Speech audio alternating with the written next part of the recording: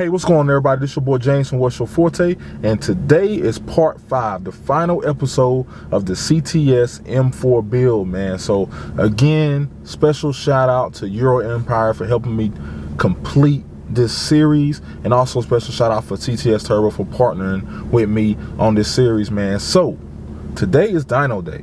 So as y'all saw in the previous videos, we did the heat exchanger, the downpipes, the J pipe, the intercooler, and the charge pipes, man. So, you know, a lot of those mods are just to help bulletproof the engine, help to keep the engine cool, you know, stuff like that. So the only real power mod that was added is really the downpipes. The rest of the stuff just kind of, you know, you want to replace the plastic pieces, have more efficient cooling, and help keep the car a little cooler. You know, it's going to help you deliver more consistent power. So today's dyno day, man. So we're gonna go ahead, as you saw in the other video, I did go ahead and flash the car to boot mode stage 2, and been driving the car around for about a week, and the car feels good, man. It definitely pulls strong. I would say it's definitely putting down some more power. How much? I guess we're gonna find out today, man. So let's go ahead and get to it.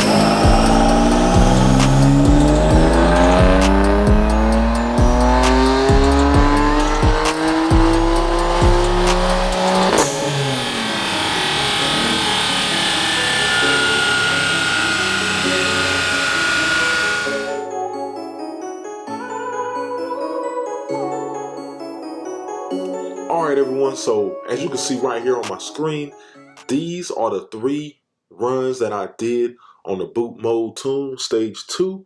So you can see the numbers right there, 503, 507, 503 for the horse, 535, 524, 543 for the torque. So I would say that I thought the numbers, I thought the torque is about where I thought it would be. Horsepower, I thought it would be a little bit higher, but you know, it's still very respectable horsepower. So if you look at the dyno graph, this dyno graph right here is what I consider the best run of the day. So I was able to put down about 503 horse, 543 pound-feet of torque. So just looking at the plain numbers, I didn't gain a whole lot, which I will show you in the next graph that I'm going to show you. But if you look at the area underneath the curve compared to my last run, which I'm going to pull up here. So my last run, the best run I got from stage 1 was 494, 515. And as you guys already know, my best run of today on the stage 2 was 503, 543. So if you look at the graph here, so let's look at the horsepower. So this is the horsepower graph.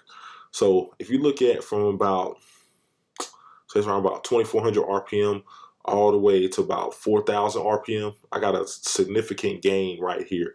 So that looks like almost 50 or 40 horse right there at 3,000 RPM, 3,500 RPM. And then at 4,000 RPM, it's about even. And then it gains from there all the way to about 6,500. So that's still a good amount of increase throughout the power band right there that I'm able to see. So sometimes it's the area underneath the curve, and I definitely feel it when I drive the car that the power comes in a lot sooner. And that, you know, if you saw my other video, my previous series part 4 video where I was saying the car feels a lot stronger, this dyno graph kind of shows why it feels like it's a lot stronger, because the power is coming in a lot earlier and it's a lot heavier there. And then you look at the torque right here. I wouldn't pay too much attention. That's just all about when we start the actual dyno graph, but when you see we start building power, I mean, that is about, let's see, because each one of these little indicators is about 50 horsepower or 50 torque, so to speak. So so you see there, that's a little over 50 torque, just right at 3,000 RPMs. So that's that big jolt that I was feeling of power. So, you know, you're looking at about a 50 horsepower gain right at 3,000, and about, what's, I'll say, estimating, just eyeballing that, about 75 torque gain. Just so at 3K, I'm, you know, made a lot of power as far as the gains is concerned. So that's why I was saying sometimes you can't always just look at the peak number. You have to look at the area underneath the curve. So look at this discrepancy right here. I mean, that's a big difference as well, man. So, and as you can see, as we kind of continue on this line right through here, you know, the power is just, it's more all throughout the power band up until about 65. Then it starts to level out. So I'm very satisfied with the tune. The tune didn't give me the max peak numbers that I was looking for, but I definitely feel it, and I feel like the car pulls a lot stronger, which is what I was really looking for.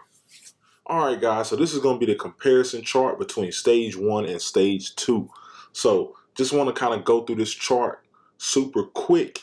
As you can see, as you guys noted, my first run, the best runs was 494 and 515 for my previous runs. It averaged out to be about 490 and 503 between all three of the runs that I did when I had the stage 1 tune.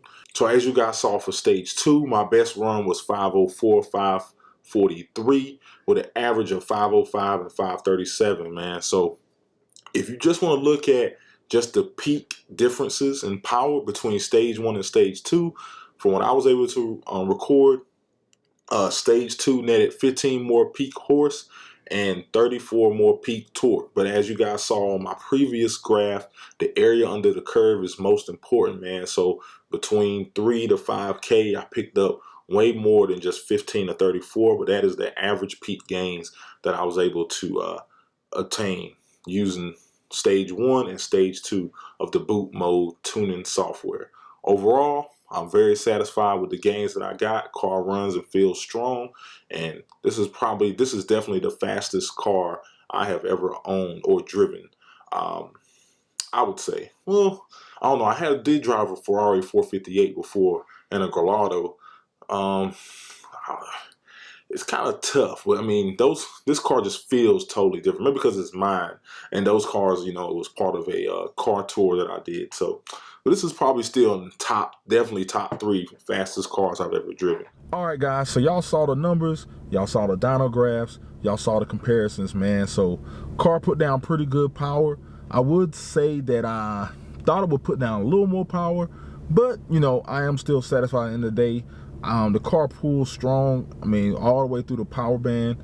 I mean, it's a strong, fast car, man. And that's kind of what I was looking for, man. And I took care of all the other stuff, so I know I don't have to worry about anything cracking or breaking any of those plastic pieces, man. So car's been pretty much bulletproof, man. So in the future, if I do want to add MEF or do want to do pure turbos or any other hybrid turbo or big single or anything like that, the engine's ready for it, man. So that's the main thing. So at the end of the day, I'm happy, and that's all that really matters, man. So that's it, man. That's the video. That's the series. Hope y'all really enjoyed this series. I put a lot of time and effort into creating this series for you guys, so I definitely hope you guys enjoyed it, man. 5 episodes, a lot of recording. You know, special shout out again, EuroMpire and CTS Turbo. Thank you very much, man. So that's it, man. That's the video for today. That's the end of the series. Please like, subscribe, please comment down below. Let me know what you guys think. Let me know what you think about the dyno, how the car sounds, everything, man. So that's it. I'll holler at y'all later, man. Peace.